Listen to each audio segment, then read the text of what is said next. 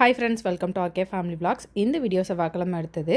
இனி டே எப்படி போகுது அப்படின்றத இந்த விளாகில் பார்க்கலாம். வீடியோக்குள்ளே போகிறதுக்கு முன்னாடி இப்போ தான் நம்ம சேனல் ஃபஸ்ட் டைம் பார்க்குறீங்க அப்படின்னா சேனலை மறக்காமல் சப்ஸ்கிரைப் பண்ணுங்கள். அப்படியே பக்கத்தில் இருக்க பெல் பட்டன் கிளிக் பண்ணுங்கள்.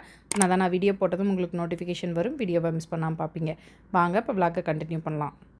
செவ்வாய்க்கிழமை ஒரு 6 மணி போல் தான் எந்திரிச்சேன். எந்திரிச்சதும் ஃபஸ்ட்டு சாதம் வடித்து விட்டுட்டு இன்றைக்கி தக்காளி தொக்கு ரெடி பண்ணிக்கலாம் அப்படின்ட்டு ரெடி பண்ணிகிட்ருக்கேன். தக்காளி தொக்கு ரெடி பண்ணிட்டேன் அப்படின்னா பிள்ளைங்களுக்கு டிஃபன் பாக்ஸுக்கு சாதம் கிளறி கொடுத்து விட்றதுக்கும் காலையில் பிரேக்ஃபாஸ்ட்டுக்கு தோசைக்கு தொட்டுக்கிறதுக்குமே நல்லாயிருக்கும் அப்படின்றனால தக்காளி தொக்கு ரெடி பண்ணிட்டேன்.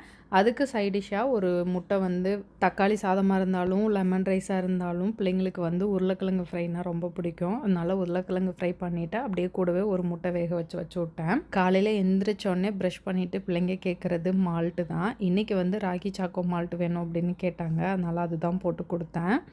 இன்றைக்கி டியூஸ்டே, கமலுக்கு பிஎன்ஐ மீட்டிங் இருக்குது அப்படின்றனால சீக்கிரமே கிளம்பிட்டாங்க. படிச்சிட்டியா? இன்றைக்கி என்ன எக்ஸாமு? தமிழ் தான் நமக்கு சுத்தமாக வராது.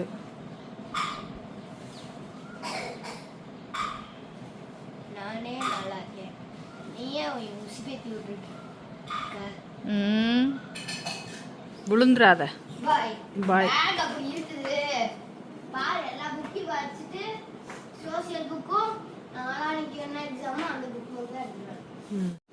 நீ படிச்சியா?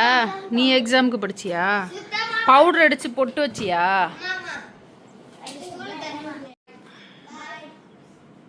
பிள்ளைங்கள ஸ்கூலுக்கு கிளப்பி விட்டு நானுமே ஒரு 10:30 போல் வீட்டிலேருந்து கிளம்பிட்டேன். இன்றைக்கி என்னமோ தெரில, காலையிலேருந்து மோடமாக இருந்தது. நாங்கள் கிளம்பும் போது கரெக்டாக மழையும் பிடிச்சிருச்சு. இன்றைக்கி ரோட்ரி இன்ட்ராக்ட் ஸ்கூல் பசங்களுக்கு இன்ஸ்டலேஷன் வச்சுருந்தோம். ரோட்ரியில் இன்ட்ராக்ட் ரோட்ராக்ட் அப்படின்னு 2 இருக்குது. ஸ்கூல் பிள்ளைங்களுக்கான கிளப்பு இன்ட்ராக்ட் கிளப் அப்படின்னு சொல்லுவாங்க. காலேஜ் பசங்களுக்கான கிளப்பு ரோட்ராக்ட் கிளப் அப்படின்னு சொல்லுவாங்க. ஸ்கூல் காலேஜ் பசங்களுக்கு இப்போ இருந்தே ஒரு சேவை மனப்பான்மையை கொண்டு வர்றதுக்காகவும் அவங்களுக்குள்ளே இருக்க அந்த லீடர்ஷிப் ஸ்கில்லை டெவலப் பண்ணுறதுக்காகவும் தான் இந்த இன்ட்ராக்ட் ரோட்ராக்ட் கிளப்லாம் இருக்குது. இன்றைக்கி ஒரு 8 ஸ்கூலுக்கு இன்ஸ்டலேஷன் பண்ணோம். ஸோ இந்த 8 கிளப்புக்கும் எங்களோட கிளப் தான் மதர் கிளப்பு. ரோட்ரியில் ஒவ்வொரு வருஷமும் ஒரு பிரசிடென்ட் மாறுவாங்க. அதே மாதிரி இன்ட்ராக்ட் கிளப்லேயும் வருஷம் ஒரு பிரசிடென்ட் மாறுவாங்க. அவங்களுக்கு இன்றைக்கி ஒரு பதவியேற்பு விழா மாதிரி ஏற்பாடு பண்ணியிருந்தோம். ஸோ இன்ஸ்டலேஷனை முடிச்சுட்டு புத்தக சிறகுகள் அப்படின்னு ஸ்கூல் பிள்ளைங்களுக்கு நடுவில் ஒரு காம்படிஷன் மாதிரி வைப்போம். ஸோ புக்ஸ் கொடுத்து அதை வாசிக்க வச்சு அதிலிருந்து காம்படிஷன் மாதிரி வைப்போம். இந்த காம்படிஷன் ஸ்டூடெண்ட்ஸுக்கு வாசிப்பு பழக்கத்தை மேம்படுத்துறதுக்காக இன்னைக்கு புத்தக சிறகுகளுக்கு புக்ஸ் எல்லாம் கொடுத்துட்டோம். இன்னொரு நாள் காம்படிஷன் வைப்போம். இன்னைக்கு ஈவெண்ட் சூப்பராக போச்சு. ஈவெண்ட்டை முடிச்சுட்டு அப்படியே வீட்டுக்கு கிளம்பிட்டேன். இந்த வீடியோ புதன்கிழமை எடுத்தது. காலையில் எழுந்திரிச்சு பிள்ளைங்களை ஸ்கூலுக்கு கிளப்பி விட்டு நானும் கமலும் கொஞ்சம் சீக்கிரமே கடைக்கு கிளம்பிட்டோம். இன்றைக்கும் கடையில் வேலை பார்க்குற பொண்ணு எமர்ஜென்சி லீவு அப்படின்றனால நானும் கமலும் கொஞ்சம் சீக்கிரமே கடையை ஓப்பன் பண்ணோம். கடைக்கு கஸ்டமர் வர்றாங்களா அப்படின்னு ஒரு சிலர் கேட்டிருந்தாங்க. கடைக்கு கஸ்டமர் வந்துட்டு தான் இருக்காங்க. பகலில் கொஞ்சம் கம்மியாக இருக்கும். ஈவினிங்கில் நிறைய பேர் வருவாங்க. கடைக்குமே ரெகுலர் கஸ்டமர்ஸ் நிறைய பேர் இருக்காங்க. கடையை ஓப்பன் பண்ணதும் ஃபஸ்ட்டு லைட்டெல்லாம் ஆன் பண்ணி விட்டுட்டு சிஸ்டமையும் ஆன் பண்ணி விட்டுட்டேன். அதுக்கப்புறமா க்ளீனிங் ஒர்க்கை பண்ணலாம் அப்படின்னு சொல்லிட்டு எல்லாத்தையும் எடுத்து வச்சு க்ளீன் பண்ண ஆரம்பிச்சிட்டேன். கடையிலையுமே வேலை கொஞ்சம் நிறைய இருக்கும். வந்தோடனே க்ளீன் பண்ணிவிட்டு ரேக் எல்லாத்தையும் க்ளீன் பண்ணி விட்டுட்டு ஸ்டாக் எல்லாமே செக் பண்ணணும். அந்த ரிப்போர்ட் எல்லாம் கரெக்டாக இருக்கா அப்படின்றத செக் பண்ணிவிட்டு வந்திருக்க மெசேஜ் எல்லாமே கிளியர் பண்ணணும். இப்போ ஆர்டர்ஸ் கொஞ்சம் நிறைய வந்துட்டுருக்கு அப்படின்றனால இங்கே வச்சு கொரியர் பேக்கிங் மேனேஜ் பண்ண கஷ்டமாக இருக்குது அப்படின்னு ப்ரொடக்ஷன் யூனிட்டுக்கே மாற்றியாச்சு.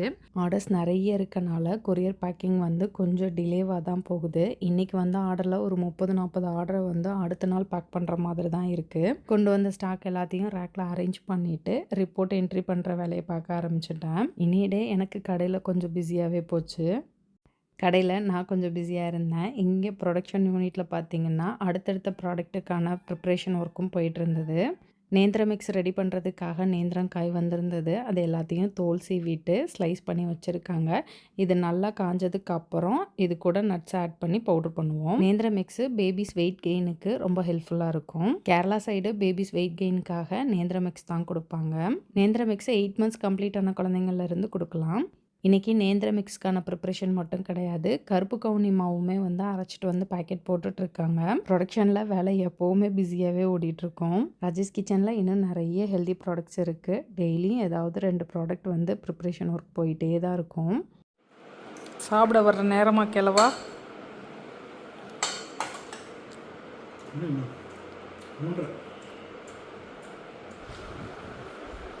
நீங்கள் வந்துட்டீங்க, உங்கள் அப்பா இப்போ தான் சாப்பிட்டுக்கிட்டு இருக்கு.